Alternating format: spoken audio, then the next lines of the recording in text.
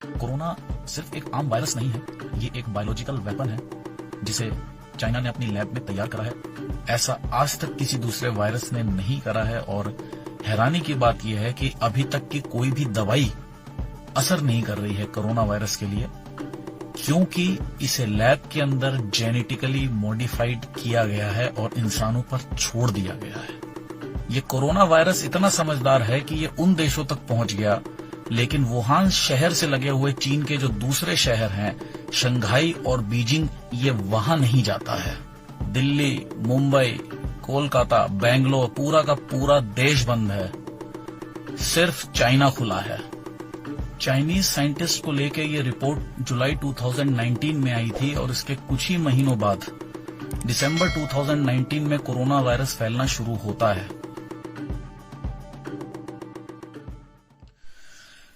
जय हिंद दोस्तों, आशा करता हूं कि आप लॉकडाउन का पालन कर रहे होंगे और अपने अपने घरों में होंगे। और मैं भी अपने घर में इस वक्त लॉकडाउन हूं और मैंने सोचा क्यों ना इस समय का थोड़ा सा सदुपयोग करा जाए। तो मैंने कोरोना वायरस के ऊपर रिसर्च करना बेहतर समझा, क्योंकि इस समय हम लोग क्या पूरी दुनिया कोरोना वायरस से परेशान है। और मैंने कुछ तथ्य इकट्ठे करे हैं जो कि काफी गंभीर हैं और I wanted to share with you guys.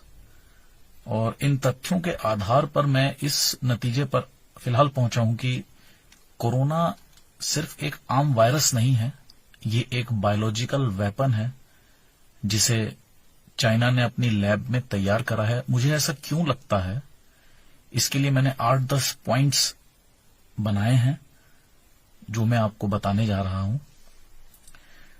सबसे पहला पॉइंट तो अगर आप इस बात पर गौर करें कि ये पहला ऐसा वायरस है जिसने लगभग पूरी दुनिया पर अपना कब्जा कर लिया है। There are approx 195 countries in the world. 195 देश हैं पूरे दुनिया में और लगभग 180 से ज्यादा देशों पर यह फैल चुका है। ऐसा आज तक किसी दूसरे वायरस ने नहीं करा है और हैरानी की बात यह है कि अभी तक की कोई भी दवाई असर नहीं कर रही है कोरोना वायरस के लिए, क्योंकि इसे लैब के अंदर जेनेटिकली मॉडिफाइड किया गया है और इंसानों पर छोड़ दिया गया है। अब मेरा जो दूसरा पॉइंट है वो ये है कि कोरोना वायरस किन किन देशों में फैला और किन किन देशों में नहीं फैला। आप गौर करिए, जो चाइना के सामने उभरती हुई आर्थिक ताकतें हैं वो कौन सी हैं। यूरोपियन कंट्रीज में दबदबा है इटली, स्पेन, ब्रिटेन, जर्मनी का। अटलांटिक कंट्रीज में अमेरिका है, कनाडा है। एशिया में हमारा भारत है, जापान है और मिडिल ईस्ट में इजराइल और ईरान। अब आप ये देखिए कि वुहान सिटी से ये देश इतनी दूर हैं। ये कोरोना वायरस इतना समझदार है कि ये उन देशों तक पहुंच गया, लेकिन वुहान शहर से लगे हुए चीन के जो दूसरे शहर हैं, शंघाई और बीजिंग, ये वहां नहीं जाता है। आप जरा गौर करिए, वुहान से इटली की दूरी है 8,600, स्पेन की 9,800, जर्मनी की 8,200, अमेरिका की 11,860 किलोमीटर की दूरी है। वुहान से अमेरिका की दूरी 11,000 से ज्यादा की है। ये वहां चला जाता है, लेकिन ये अपने पड़ोस के शहरों में नहीं जाता है, चाइना में। अब आप एक चीज और देखिए कि इस वक्त दुनिया की सबसे बड़ी ताकतवर पावरफुल नेशन कौन सा है? अमेरिका। और आज की तारीख में कोरोना से सबसे ज्यादा पीड़ित देश कौन सा है? अमेरिका। यह है मेरा दूसरा पॉइंट कि खास तौर पर यह दुनिया की आर्थिक राजधानियों पे इसने हमला बोला है। अब तीसरा पॉइंट, ये किसे किसे हुआ और किस किस व्यक्ति को नहीं हुआ है। आप देखिए तो ये जिन देशों का भी मैंने नाम लिया, वहां पे कई हॉलीवुड एक्टर्स को हुआ, कई बड़े बड़े राजनेताओं को हुआ। ब्रिटेन के पीएम बोरिस जॉनसन को हुआ, ब्रिटेन के हेल्थ मिनिस्टर को हुआ, प्रिंस चार्ल्स को हुआ, ऑस्ट्रेलिया के गृह मंत्री को हुआ, स्पेन और कनाडा के प्राइम मिनिस्टर्स की धर्मपत्नियों को यह हुआ है, जर्मनी के चांसलर को हुआ, और कुछ सेलिब्रिटीज और कुछ लोगों की गलती की वजह से ये हमारे देश के बड़े नेताओं तक भी पहुंच सकता था, लेकिन खुशकिस्मती से ये बच गया। अब आप ये देखिए, ये किसे नहीं हुआ। चाइना में वुहान शहर को ही अगर ले लिया जाए, जहां पर इसका थोड़ा बहुत असर दिखा था, ये वहां के किसी भी राजनेता, किसी भी मिलिट्री ऑफिसर, किसी भी अधिकारी को नहीं होता है। ये सिर्फ दूसरे देशों में जाके ज्यादा प्रकोप मचाता है। ये इस बात पर गौर करिए। अब चौथा पॉइंट, पूरी दुनिया की जो मेन मनी अर्निंग सिटीज हैं सब बंद हैं, सब की सब बंद है। पेरिस बंद है, न्यूयॉर्क बंद है, बर्लिन बंद है, लंदन बंद है, रोम बंद है, टोक्यो बंद है, दिल्ली, मुंबई, कोलकाता, बेंगलोर, पूरा का पूरा देश बंद है। सिर्फ चाइना खुला है। चाइना के सारे शहर खुले हैं, चाइना की सारी फैक्ट्रियां धड़ल्ले से चल रही हैं। 10 करोड़ से ज्यादा मास्क वहां की फैक्ट्रियां रोज बना रही हैं। इसके अलावा और भी जो प्रोडक्ट्स जिसे हम लोग खरीदने के शौकीन हैं, वो प्रोडक्ट्स धड़ल्ले से रोज चाइना में बन रहे हैं। चाइना इस वक्त मेडिकल किट्स भी बना रहा है पूरी दुनिया को बेचने के लिए। उसने पहले से बहुत बड़ी तैयारी करके रखी हुई थी। स्पेन को $450 मिलियन की मेडिकल किट्स की सप्लाई करी है चाइना ने। $450 मिलियन, जीरो लिखना मुश्किल पड़ता है। पॉइंट नंबर 5, रोज मीडिया में किसी न किसी देश के बारे में आता है कि आज यहां पे 400 नए केस आए, 800 नए केस आए, 1000 नए केस आए, लेकिन चाइना में एकदम से केस आना बंद हो गए। कोई केस चाइना से नया सामने नहीं आ रहा है। पॉइंट नंबर 6, अगर आप शेयर मार्केट पे नजर रखें तो इन कंट्रीज की बड़ी बड़ी कंपनीज के शेयर 40% तक गिर गए हैं, 40% तक नीचे आ गए हैं।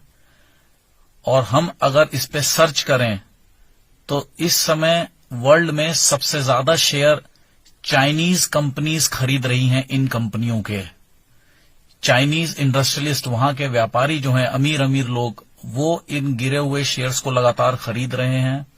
और इसका सिर्फ एक ही राज है कि चाइना जहां तक पूरी वर्ल्ड ट्रेड पर काबिज हो चुका है, जो थोड़ी बहुत कसर रह गई है वो उसे भी पूरी कर लेना चाहता है।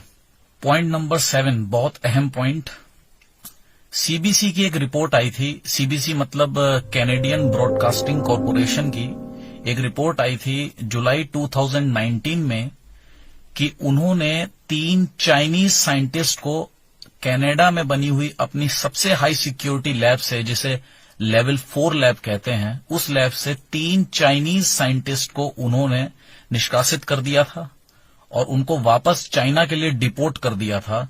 वजह पूछने पर बताया गया था कि इन्होंने एक सिक्योरिटी ब्रीच करा है हमारी लैब में, कुछ इन्होंने गड़बड़ी करने की कोशिश करी है। वो गड़बड़ी क्या थी इसका उन्होंने खुलकर कुछ नहीं बताया गया, लेकिन ये एक बहुत अहम लिंक है। चाइनीज साइंटिस्ट को लेकर ये रिपोर्ट जुलाई 2019 में आई थी और इसके कुछ ही महीनों बाद दिसंबर 2019 में कोरोना वायरस फैलना शुरू होता है। अब पॉइंट नंबर 8, इजराइल, जो कि बहुत ही पावरफुल कंट्री है, वहां के biological warfare expert mister Danny Shoham ने दिसंबर 2019 में ये कह दिया था कि चाइना कोई बहुत बड़ा बायोलॉजिकल वेपन डेवलप कर रहा है। उन्होंने ये बात खुलकर कही थी, तब उनकी बात पर किसी ने इतना गौर नहीं करा था। दिसंबर 2019 में ही कोरोना वायरस फैलना शुरू कर देता है। पॉइंट नंबर 9, बहुत ही इंपॉर्टेंट पॉइंट है ये। चाइनीज गवर्नमेंट ने इस वायरस को फैलने की प्रैक्टिकलिटी को चेक करने के लिए कि ये किस रफ्तार के साथ फैल सकता है, इसने वुहान में ही एक छोटा सा एक्सपेरिमेंट करा लोगों के ऊपर। और वुहान शहर में जब इसके कुछ केस आने स्टार्ट हुए तो वुहान के ही हॉस्पिटल के, वुहान सेंट्रल हॉस्पिटल के काम करने वाले एक बहुत ही मशहूर डॉक्टर जिनका नाम था ली वेल लियांग, ये सबसे पहले विसल ब्लोअर थे। विसल ब्लोअर मतलब जिन्होंने इसके लिए आवाज उठाई थी चाइना की एक सोशल नेटवर्किंग ऐप के ऊपर, वीचैट। जैसे यहां हम लोग व्हाट्सएप यूज करते हैं, चाइना हर चीज को स्वदेशी रखना चाहता है, वो अपनी ही चीजें डेवलप करता है। तो वहां की या व्हाट्सएप जैसी एक साइट है वीचैट, वहां पर उन्होंने लिखा था कि ये कोरोना वायरस का एक नया रूप आया है ये, और इसे इन दवाइयों से ट्रीट किया जाना मुश्किल है और ये काफी तेजी से फैल रहा है। और ठीक अगले ही दिन वहां की साइबर सेल पुलिस ने उनको नोटिस भेज दिया था कि आप ये सारे मैसेज डिलीट करिए और आप लोगों से कहिए कि मैं सिर्फ झूठ में ये अफवाह फैला रहा था, ऐसा कुछ भी नहीं है। और उसके ठीक 2 महीने बाद फरवरी 2020 में इनकी मृत्यु हो जाती है। यानी जिस चाइनीज डॉक्टर ने सबसे पहले दुनिया को ये बताया था कि कोरोना वायरस क्या बला है, चाइनीज गवर्नमेंट ने सबसे पहले उन्हें ही अपने रास्ते से हटा दिया। पॉइंट नंबर 10, 3 जनवरी 2020 को चाइना नेशनल हेल्थ कमीशन ने 3 सर्कुलर जारी किए थे। पहला सर्कुलर मीडिया के लिए था कि आप कोरोना वायरस को लेके कोई भी खबर नहीं चलाएंगे अपने चैनल्स पे, अखबारों में किसी तरीके की कोरोना वायरस को लेके अच्छी बुरी कोई भी खबर आप नहीं चलाएंगे। दूसरा सर्कुलर वहां की मेडिकल हॉस्पिटल्स, मेडिकल इक्विपमेंट्स बनाने वाली कंपनियां, उनको ये जारी कर दिया गया था कि आप किसी तरीके की कोई भी नमूने कलेक्ट नहीं करेंगे, उनको नष्ट कर दीजिए। जो आपके पास इन्फेक्टिव लोगों के आए हैं कोरोना को चेक करने के लिए, आप उनको तुरंत नष्ट कर दीजिए। इसमें से सबसे बड़ी कंपनी थी, उसका नाम था जीनोमैक्स। और तीसरा काम उन्होंने करा था कि उन्होंने विदेशी मीडिया को बैन कर दिया था चाइना के अंदर, कि कोई भी विदेशी मीडिया चाइना में नहीं आएगा। दोस्तों, अब आप लोगों में से कुछ लोग ये जरूर सोच रहे होंगे कि मैं इन सब बातों पे ध्यान दे रहा हूं, देख रहा हूं, तो क्या बाकी देशों के राष्ट्रपति, प्रधानमंत्री, उनका इस पर ध्यान नहीं जा रहा होगा? बिल्कुल जा रहा होगा दोस्तों। हर देश का प्रेसिडेंट, प्राइम मिनिस्टर चाइना की इस चाल को समझ गया है, लेकिन कोई खुलकर सामने नहीं आना चाहता, क्योंकि चाइना आज उस मुकाम पर है कि उससे खुल के लड़ना आसान नहीं है। अकेले यूएस प्रेसिडेंट डोनाल्ड ट्रंप ने अभी कुछ दिनों पहले मीडिया से ये कहा था कि don't call it corona virus, it's name is Chinese virus. ये एक चाइनीज वायरस है। उन्होंने खुल के इस बात को मीडिया के सामने कहा था।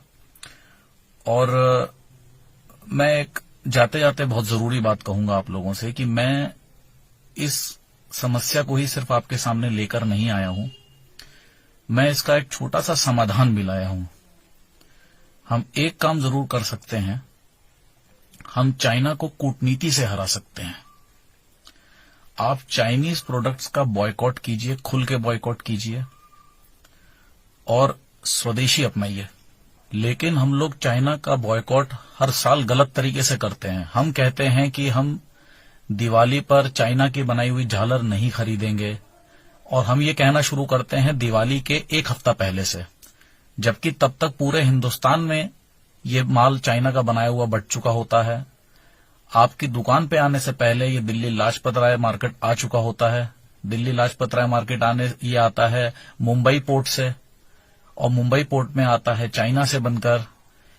दिवाली मान लीजिए अक्टूबर में है, तो उसके 3-4 महीने पहले से ही ये लोग ये झालरें बनाना शुरू कर देते हैं। हमें अगर बॉयकॉट करना होगा तो अभी से बॉयकॉट शुरू करना पड़ेगा, तब जाकर इसका असर दिखाई पड़ेगा मित्रों।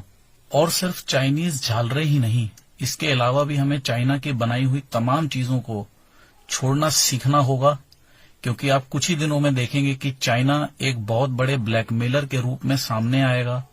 वो अपनी पावर को दिखाकर लोगों को ब्लैकमेल करके, देशों को ब्लैकमेल करके अपना फायदा करेगा, और हमें उसकी रीढ़ की हड्डी पे वार करना की जरूरत है। एक बायोलॉजिकल वॉर शुरू हो चुकी है और हमें ये दिखाई भी नहीं पड़ रही है। हमारे प्रधानमंत्री माननीय मोदी जी कोई ना कोई रास्ता इसका जरूर निकालेंगे। तब तक हम क्या कर सकते हैं, हम अपने प्रधानमंत्री के बताए हुए रास्तों पर चलेंगे। उन्होंने हमसे कहा है कि हम घरों में रहें, इस वायरस से सुरक्षित रहें तो हम घरों पर रहेंगे। आप लोगों को भी अपने घरों पर रहना चाहिए। हमारे प्रधानमंत्री द्वारा दिए गए सारे निर्देशों का अक्षरशः पालन हमें करना चाहिए, क्योंकि इसके अलावा अब हमारे पास कोई रास्ता नहीं बचा है मित्रों। जय हिंद।